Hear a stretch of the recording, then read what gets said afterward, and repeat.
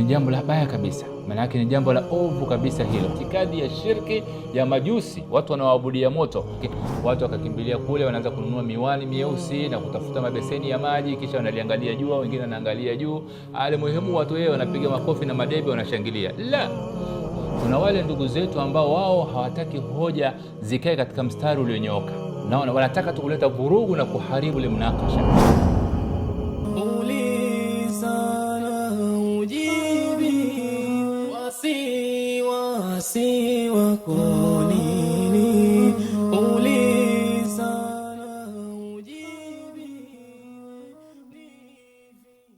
Assalamu alaikum wa rahmatullahi wa barakatuh.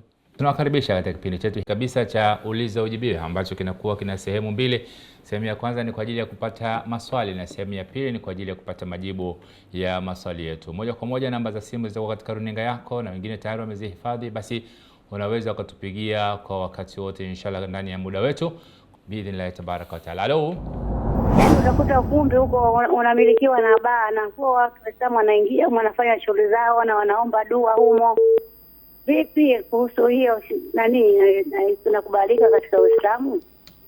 Alhamdulillah, kuna habari kwamba huenda Allah subhanahu wa ta'ala ataleta mambo kupatwa kwa jua, mwezi na kadhalika. Naam, ibada yake inafanywaje? Inaswalijwe inshallah. Okay. Je, inafaa kufanya 40 ya maiti? Okay. Na swali nauliza, ikiwa Ibilisi alimwasi Mwenyezi Mungu wakati alipokuwa Mwenyezi Mungu anatoa amri malaika pamoja na Ibilisi wamsujudie Nabii Adam. Naam. Ibilisi akaasi ile amri. Sawa. Ndio ikawa sababu ya Allah kumtoa kwenye pepo. Sahihi. Sasa ikiwa Ibilisi alishatolewa kwenye pepo ya Allah, na baada ya pale Nabii Adam na mkewe waliwekwa kwenye pepo. Ndio. Sasa na peponi pale tunaambiwa kwamba aliyeenda kuwafanyia tashwishi ni Ibilisi.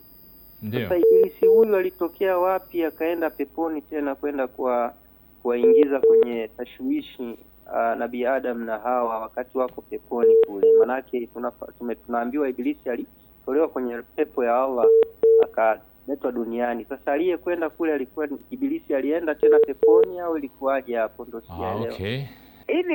Ipi hukumu ya mwanamume ambaye anasuka nywele, anavaa hereni, mwanamume wa Kiislamu? Je, kesho Mungu anapata hukumu gani? Naam, wapendwa watazamaji wa Africa TV Swahili tu, tutaishia hapo katika sehemu yetu ya kwanza. Tupate mapumziko mafupi, tukirejea tupate majibu ya maswali yetu insha Allah. Uliza ujibi, wasi wako nini? Uliza ujibi. Umu Hafsa wa hapa Dar es Salaam, yeye alikuwa anauliza kuhusiana na hizi shughuli za Kiislamu ambazo wakati mwingine zina kodi kumbi ambazo ni kwenye baa.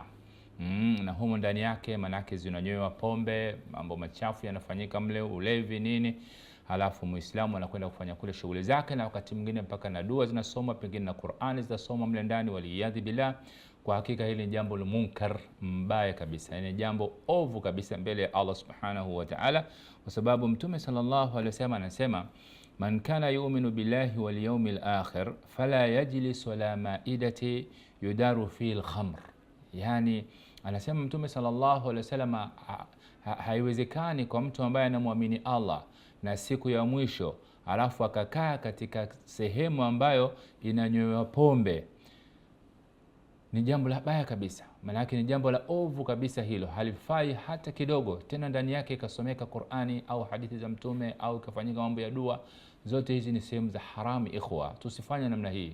Ndugu yetu Saidi wa Arusha, yeye alikuwa anauliza kuhusiana na kupatwa kwa jua na mwezi. Naam, hizi habari nimezisikia, na kutokana na utaalamu ulivyo hivi sasa, na inawezekana kabisa ikatokea hicho ambacho kinaelezwa kwa taufiki ya Allah subhanahu wa ta'ala. Bado ni taufiki ya Allah, ila wao wana vipimo na vitu wanaangalia utaalamu ulioendelea kwa hivi sasa, na wanaweza kukisia au kukadiria inaweza ikatokea hichi kitu. Kwa hiyo muhimu, yani ikitokea isitokee tayari alhamdulillah. wakati wa uhai wa mtume wetu Muhammad sallallahu alaihi wasallam hivi vitu vimetokea. Inaitwa salatul kusuf au salatul khusuf, khusuful qamar au khusuful shams, maana yake kupatwa kwa jua au kupatwa kwa mwezi. Ilitokea wakati wa mtume sallallahu alaihi wasallam, kama sitakosea, alikuwa amefariki mwanae mmoja anajulikana kama ni Abdullah, mtoto wa kiume wa mtume sallallahu alaihi wasallam. Katika watoto wake watatu wale, mmoja akiitwa Abdullah. Alipofariki mtoto huyu, basi jua likawa limepatwa. Baada ya kupatwa kwa jua, watu wakawa wanasema jua halipatwi, na walikuwa na itikadi hiyo mushirikina wa Maka kwa kiwango kikubwa, kwamba jua halipatwi au mwezi haupatwi isipokuwa ni kutokana na kifo cha mtu kuhani mkuu au mchawi mkubwa, vitu kama hivi.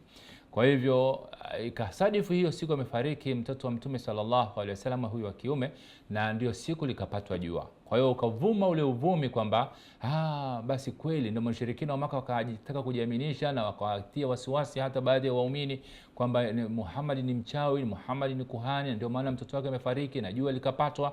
Mtume sallallahu alaihi wasallam pata zile habari, akawakusanya wafuasi wake na waumini kwa Uislamu kwa ujumla msikitini, kisha akawatolea mawaidha, akamsifu Allah subhanahu wa ta'ala, kisha akasema inna shamsa wal qamara min ayati llah, hakika ya jua na mwezi ni katika alama za uwepo wa Allah subhanahu wa ta'ala, la yankasifani limauti ahadin wala lihayati, haviingiliani, havipatani vile kwa uhai wa mtu wala kwa umauti wa mtu, wala lihayati, kwa kufa kwake au kwa kuzaliwa kwake. Kwa hiyo haviingiliani eti kwa sababu hiyo, la. Fa idha ra'aytumuhuma, mkiona basi jua na mwezi vimekamatana, vimeingiliana, fafza'u ila salah, yani kimbilieni katika kuswali, wasallu, na swalini hata tankashifa, na swalini mpaka viweze kuachiana. Naam, ndugu yetu ukhti Ramla wa Iringa anauliza kuhusiana, je, 40 ya maiti inafaa? Ndugu yangu ukhti Ramla, kuna hivi vitu vinaitwa 40 au inaitwa khitma ya maiti. Sisi tukisema kwamba haifai, na ndio sheria haitambui kwa sababu haikuthibiti kwa mtume sallallahu alaihi wasallam. Ndugu zetu ambao wanafikiri sisi tunawapinga, tunakataa kuwaombea dua maiti, wanachanganya, wanafanya talbisi ya Iblis, yani wanadhuvalisha uongo wa shetani ili onekane kama sisi tunakataa kuwaombea dua maiti. 40 hakuna katika sheria. Yani hakuna mlango katika fiqh, vitabu vyote vya maimamu wote, kwamba baada ya siku 40 kuna dua maalum inatakiwa ifanywe kwa marehemu. La. Wanachokufahamu sema wao hiyo 40 ni siku hizi, baada ya kuwabana, badala ya kusema 40 wanasema tutafanyia dua siku ya 40 au siku ya 100 na vitu kama hivi.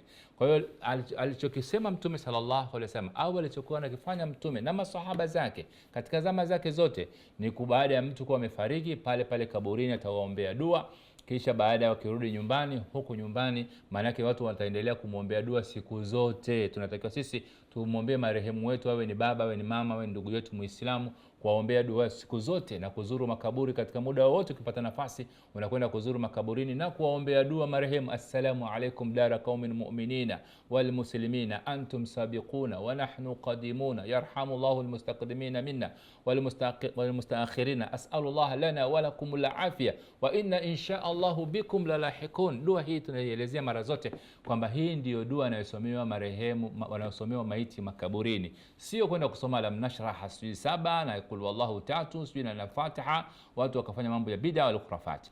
Alafu kibaya zaidi, wakati tunafanya hizo 40 zetu ambazo hazikuthibiti katika sheria, unakuta watu wanachukua na chetezo cha moto, wanaweka ubani, wanafanya Fatiha kwenye moto, wanachukua ubani, wanatoa moshi, alafu ndio wanaomba dua zao, Allahumma ighfir lahu warhamhu waskinu fil janna ila ruhi fulani, atajaba ruhi ya maiti fulani, anamtaja pale Fatima au Khadija au Saidi au nani, Fatiha. Hasa na moshi unapofuka wanaomba dua pale, kwa maana ile dua yao inakwenda na ule moshi. Hii ni itikadi ya shirki ya majusi, watu wanaoabudia moto, ambayo Mtume Muhammad sallallahu alaihi wasallam hakufanya katika kuombea dua maiti wala katika kufunga siku ya harusi. Tusikelete ubani, tusichoma ubani. Jamani, tunachosema hizi sasa, angalia sasa wanafanya talbisi ya Iblis. Wanasema sisi tunakataza ubani, kuchoma ubani, hayakuwa wewe wenyewe katika majumba yao kuna vyetezo wanachoma udi wanafukuzia katika majumba yao. Tunasema kile chetezo sio haram, kile chetezo utaweka mkaa, alafu kama tumekusanyika na maana tuna siku yetu ya harusi au siku yetu ya shughuli fulani, basi kile chetezo tunakiweka pembeni namna hii, tunaweka al-ud, tunaweka udi ambao unanukia vizuri, sio ubani. Hiyo kabisa inaonyesha ni itikadi fulani ambayo ina kwamba huo ubani ndio ambao unaweza kupeleka hizo dua zetu. Kwa hiyo jamani, tuangalie hivi vitu. Tunasema katika minajili ya kufundishana, kukumbushana, tufuate misingi ya mafundisho ya Mtume sallallahu alaihi wasallam. Tusiingize ibada za kishirikina na kitawuti, mambo ya bid'ati wal khurafati. Haya Mtume sallallahu alaihi wasallam ameyakemea na ameyakataza. Iyakum wa muhdathatil umur, ole wenu ninyi na kuzusha vitu katika dini ya Allah, manake ni adhabu ya Allah يوم القيامة. Kwa hiyo ndugu yangu wakati Ramla, hakuna kitu kinaitwa 40 ya maiti, bali tunatakiwa siku zote tuwaombee ndugu zetu dua ambao wametangulia katika maiti, na ndio ikaja aya katika Qur'ani, walladhina ja'u min ba'dihim yaquluna rabbana ighfir lana wa li ikhwanina alladhina sabaquna bil iman, na wale waliokuja baada ya waliotangulia. Maana sisi tumekuja katika waliotangulia, wameshafariki, tunasema rabbana ighfir lana wa li ikhwanina alladhina sabaquna bil iman, ewe Mola wetu tusamehe sisi na ndugu zetu waliotangulia katika imani, wala taj'al fi qulubina ghilla lil ladhina amanu, ewe Allah usijalie katika moyo zetu kuwachukia waliotangulia katika imani. Na hasa hapa nazungumzia hata na masahaba. Kuna baadhi washawachukia masahaba, wanawalaani masahaba kina Abubakar, kina Umar, kina Uthmani, wanawaita ni makafiri waliyadhi billah. Hawa wataadhibiwa na Allah يوم القيامة. Kwa hiyo sisi tunatakiwa kuwapenda wote hawa masahaba na kuombea dua, na ndugu zetu wengine wote na maulama zetu na ndugu zetu wote ambao wametangulia, kwa kuombea rabbana ighfir lana wa li ikhwanina alladhina sabaquna bil iman, ewe Mola wetu tusamehe sisi na ndugu zetu waliotangulia katika imani, wala taj'al fi qulubina ghilla, na wala usijalie katika nyoyo zetu chuki alladhina amanu, kwa wale walioamini, rabbana innaka raufur rahim.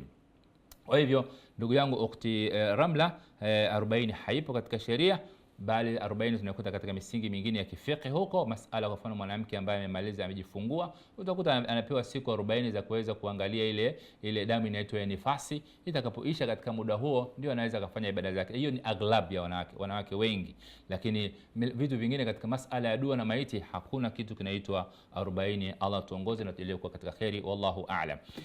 Sheikh Julaybib, mashallah, huyu Sheikh Julaybib wa Dodoma, yeye alikuwa anauliza, anasema kwamba Iblis tunavyojua alimuasi Allah baada ya kuamrishwa yeye na malaika wamsujudie Adam alayhi salam kwa amri ya Allah. Iblis akakataa, sahihi kabisa. Sasa anasema ikiwa Iblis huyo baadaye Iblis akaletwa duniani, alafu tena baadaye Adam alayhi salam akatelezeshwa na Iblis akamuasi Allah subhanahu wa ta'ala na akatolewa peponi. Sasa ilikuwaje hiyo habari hapo? Hiki kisa ndugu yangu akhi Julaybib ni kwamba umekichanganya, sio hivyo ulivyofahamu. Kilichotokea ni kwamba baada ya kuwa Adam ameumbwa na mama yetu Hawa, Adam peke yake kwanza, baada ya Adam alayhi salamu kuumbwa, ndio malaika akiwa pamoja na Iblis. Kipindi hicho anaitwa Iblis kabla ya kuitwa Shaitan, kwa sababu Shaitani jina lake limekuja baada ya kuasi.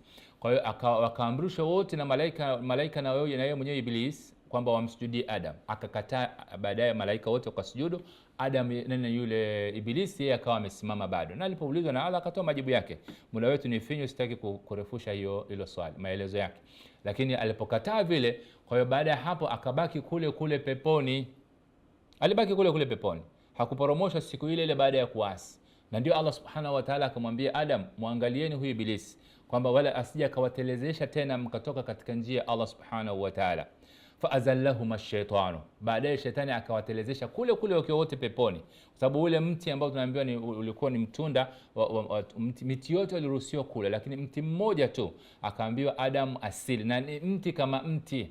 Tafsiri potofu za watu ni akili za kijinga tusizichukue, wanamaanisha vitu vingine, lakini sisi tunasema ni mti kama mti na matunda walikuwa ni wa peponi. Allah akawa amemkataza Adam asile, lakini bahati mbaya hiyo Ibilisi akawa amemtelezesha Adam pamoja na mama yetu Hawa, tena ni wote wawili. Sio kwamba kama baadhi ya fikra za wenzetu upande wa kushoto wanasema eti nyoka alimfuata mama yetu Eva usiyo Hawa ndio akamdanganya, kisha mama Hawa ndio akaenda akamdanganya Adam na yeye akala tunda. La, walikuwa wote pamoja na wote wakala, ndio baadaye wakajikuta wote wako uchi. Na baada ya hapo ndio Allah subhanahu wa ta'ala akamuuliza, kwa nini umefanya hivyo Adam alayhi salamu akamwomba Allah msamaha, fatalaqa Adam min rabbih kalimatin fataba alayhi, akapokea maneno kutoka kwa Mola wake. Adam akaomba msamaha kwa Mola wake, Allah akamsamehe.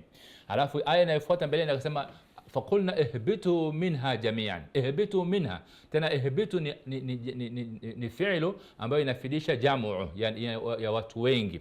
Ihbitu, kama ingekuwa ni Adam na Hawa tu ndio walikuja duniani ingesema ihbitu, maana muthanna, watu wawili, lakini imekuja ihbitu minha jami'an, yani poromokeni wote. Maana yake Adam alayhis salam, mama yetu Hawa pamoja na Ibilisi wakaporomoshwa wote, wakaletwa katika ardhi, na Allah akaendelea kumwambia inna shaytana lakum aduun fattakhidhuhu aduwa, hakika huyo shetani bado ni adui yenu na mfanyeni ni adui, asije kawaingizeni tena katika makosa. Lakini ile starehe ya peponi ya kula tu vizuri na kulala vizuri bila shughuli yoyote na ugumu wote wa maisha, hapa basi tena kwangu. Kwa hiyo huko duniani mtakwenda mtafanya kazi kwa shida, mtazaa sijui kwa shida, sijui mtafanya nini, lakini bado Ibilisi ni adui yenu na mumfanye adui. Kwa hiyo wote wakaja tena duniani. Kwa hiyo ni hapa duniani tena akaendelea ndio vitimbi vyake mpaka leo, na waliyadhi bila, Allah tulinde na huyu shetani lain, tufuate katika manhaji. Ndio maana Allah akasema nitaleta muongozo, atakayefuata muongozo wangu basi ni akafanikiwa na akafa katika hali nzuri ya tauhidi ya kumpokesha Allah na kufanya ibada zangu nilizoamrishwa zote na kaacha makatazo yangu yote kiasi ambacho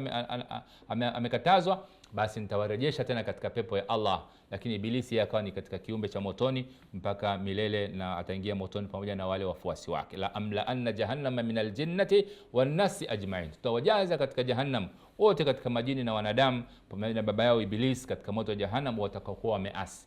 Kwa hiyo maisha ya Ibilisi alimdanganya Adam na mama yetu Hawa wakiwa bado wako peponi, wallahu aalam.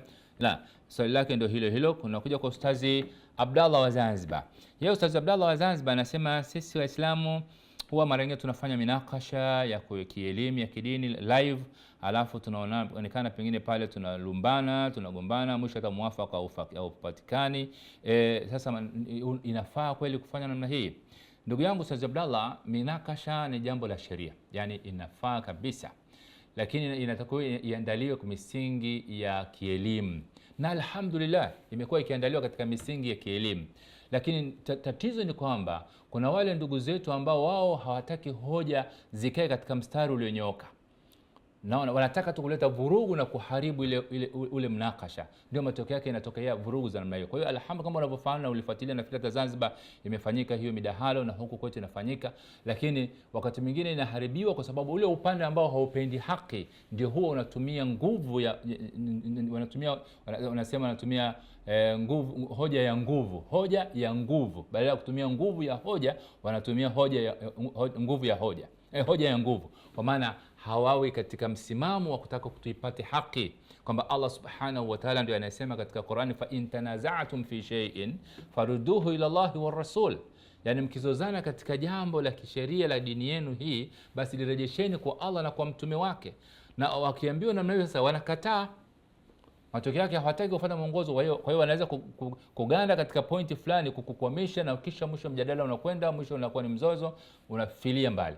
Kwa hiyo ni wao watu ambao upande mwingine ndugu zetu wanashinda kukaa katika mjadala wakajadiliana mpaka wakamaliza vizuri, lakini lengo letu ni moja, ni zuri, kwamba tuwaelimishe watu na tupate usahihi, tumalize mada na mwisho tupate kuelewa ukweli uko wapi na uongo uko wapi. Lakini hiyo inajitokeza, lakini ni kawaida, wala hakuna, ndivyo hivyo tulivyo wanadamu. Kwa hiyo wala usikasirishwe wala usione kama ni makosa kwamba, lakini tusitumie maneno machafu tu, na alhamdulillah wanajitahidi wanachuoni wetu na viongozi na mashekhe zetu kuja katika mijadala hiyo kuepusha ile matusi na malumbano labda na kupigana kabisa hivi vurugu, la, alhamdulillah.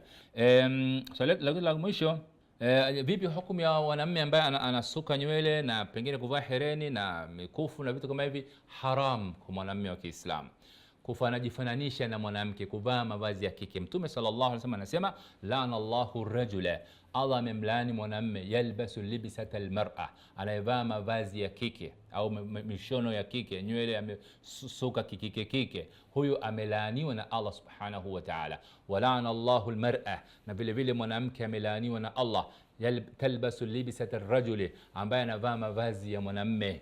Yani mwanamume na mavazi yake na wanawake na mavazi yao. Haya, ikiwa ni hivyo basi kila mmoja specialize katika sehemu yake, lakini si kuingiliana, na hasa wanawake. Sasa hivi suruali zimekuwa tena wanavalia nje. Afadhali hata mwanamke avae suruali yake iwe ndani ya baibui lake, lakini wengi wanavalia nje na nyingine zinabana kabisa, ni dhaiq.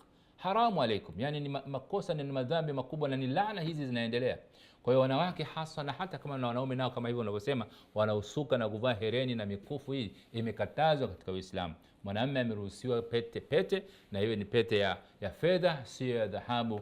Wallahu a'lam. Nafikiri tutakuwa tumeishia hapo katika kipindi chetu kwa siku yetu ya leo biidhnillah subhanahu wa ta'ala. Niwashukuru sana wale waliouliza maswali na wale ambao hawakuuliza maswali lakini wamekaa pembezoni kwa ajili ya kupata mawili matatu na kujiingizia katika itikadi yao na imani yao biidhnillah tabaraka wa ta'ala. Nimshukuru Allah na nimwombe Allah ajalie katika yale ambayo tumeyapatia yawe ni katika kutokana na uwezo wake na taufiki yake, na pale tulipokosea basi atusamehe, kwa sababu ni kutokana na nafsi zetu na Ibilisi ambaye ametudhaini na kuweza kukosea katika hali, lakini lengo letu ni zuri, kufundishana ilikuwa ya kheri na ya sahihi kutoka kwa mtume wetu Muhammad sallallahu alaihi wasallam. Niwatakie usiku mwema mpaka tutakapokutana tena katika kipindi kinachokuja biidhnillah tabaraka wa taala. Ni mimi ndugu yenu Salim Shamsi nikisema subhanakallahumma bihamdik ashhadu an la ilaha illa anta astaghfiruka wa atubu ilaik. Assalamu alaykum wa rahmatullahi wa barakatuh.